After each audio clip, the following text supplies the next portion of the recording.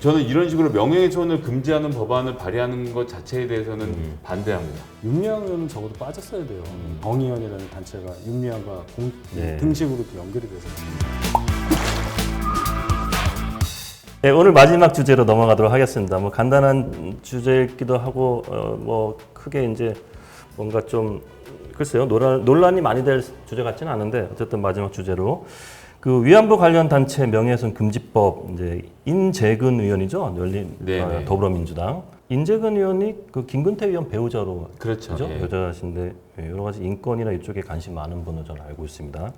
그래서 이 법에 대해서 지금 뭐 윤미향 보호법이다 소위 뭐 피해자를 위한 진정한 보호법이다 이제 여기에 대한 좀 왕왕 또 이제 논란이 있는 것 같습니다. 먼저 뭐 법안을 낸 여권 쪽에서 좀 어떻게 바라보신지 이 사안을? 일단 이 법안은 발의만 된 거고요. 네. 10명의 동의하는 9명의 동의하는 의원들을 구해서 법안이 발의가 된 상태이기 때문에 뭐 법안이 통과되거나 어쩌고저쩌고 이런 상황은 아니다. 지금 이제 보수 언론에서 얘기하는 것처럼 대단한 일이 벌어진 건 아니고 국회에 쏟아지는 그 수많은 법안 중에 하나인 점을 먼저 좀 말씀을 드리겠고요. 그다음에 피해자의 인격과 명예를 보호하기 위해서 사실을 적시해서라도 이 일본군 위안부 피해자 관련 단체와 일본군 위안부 피해자에 대해서는 명예훼손을 하면 처벌할 수 있도록 하는 규정을 포함하고 있는 법안으로 알고 있습니다. 근데 저 같은 경우는 이제 일본군 이 위안부 문제를 미국에서 활동할 때 그 2007년에 120일 결의안이라고 해서 미 연방 하원이 일본 정부에 대해서 일본군이 성노예, 그러니까 네. 우리나라에서는 위안부라고 하는데 이제 미국은 이제 섹스 슬레이브라고 이제 적시해서 말을 하는데요. 이제 성노예를 제2차 세계대전 당시 운영했던 것에 대해서 공식적으로 사과하라는 결의안을 통과시킨 적이 있거든요. 그때 이제 한인 커뮤니티에서 엄청나게 많은 일을 했었는데 저도 그 중에 이제 그 간사의 한 사람으로 활동했던 사람이고 이 윤미향 의원과도 많은 사업을 같이 했던 사람이지만 저는 이런 식으로 명예훼손을 금지하는 법안을 발의하는 것 자체에 대해서는 반대합니다. 그러니까 뭐 이것이 무슨 명예훼손이든 네. 그러니까 기본적으로 명예훼손법이 있잖아요. 그 형법의 체계 안에서 충분히 다룰 수 있고 필요한 경우에 민사소송을 통해서 배상액을 받아내면 되기 때문에 5.18에 대해서 부정적인 얘기를 하는 것도 처벌, 우길기를 게시하는 것도 처벌, 그 다음에 위안군 피해자에 대해서 나쁜 얘기를 하는 것도 처벌, 이런 식으로 구체적인 사례에 대해서 처벌하는 법안이 양상되는 구조는 저는 옳지 않다고 생각합니다. 이런 식으로 네. 해결할 수 있는 문제가 아니라는 점을 하나 말씀드리고 네.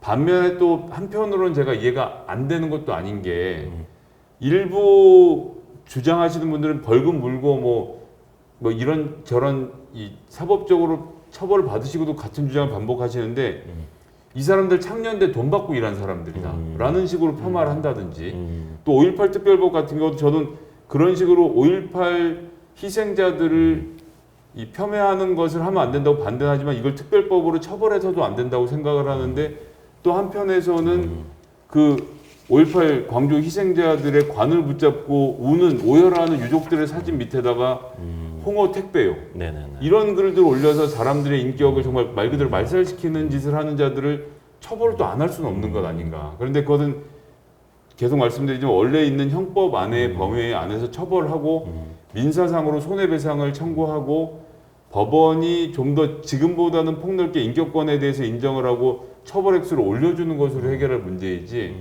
이런 식으로 특정 사안마다 금지법을 발의해서 언론을 막는 행위 자체는 이제 전 뭐 그렇게 긍정적으로 보지 않습니다. 간혹 이제 수요 집회 이 위안부 할머니들 수요 집회 하시잖아요. 이 수요 집회 나와서도 이제 어떤 분들이 뭐 사기다, 막 물러가라 이렇게 막 고함지는 분들도 계시다고 하더라고요. 그러니까 사실 위안부 할머니는 다른 층보다는 어쩌면 어떤 역사적인 부분에서나 사회적으로 상당히 어떤 배려나 케어가 필요한 어떤 사회적 약자잖아요.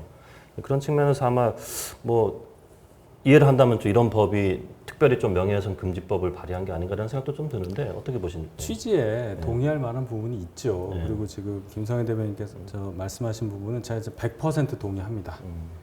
만약에 이 법을 조금 더 기술적으로 여론의 지지를 얻는 법으로 만들려고 했었으면 윤미향 의원은 적어도 빠졌어야 돼요. 이 발의하는 의원 중에. 발의자에. 그렇잖아요. 예. 당사자격이 되는데 여기에 떡하니 들어가서 이거는 윤미향 보호법이 아니고 피해자 보호법이다라는 말을 하는 상황까지 갔다는 것 자체가 이 법안 발의에 실패한 거예요. 그렇죠?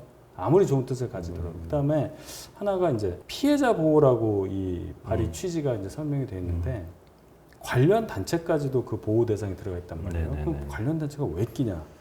봤더니 정의연이라는 단체가 윤미향과 네. 등식으로 이렇게 연결이 되잖아요.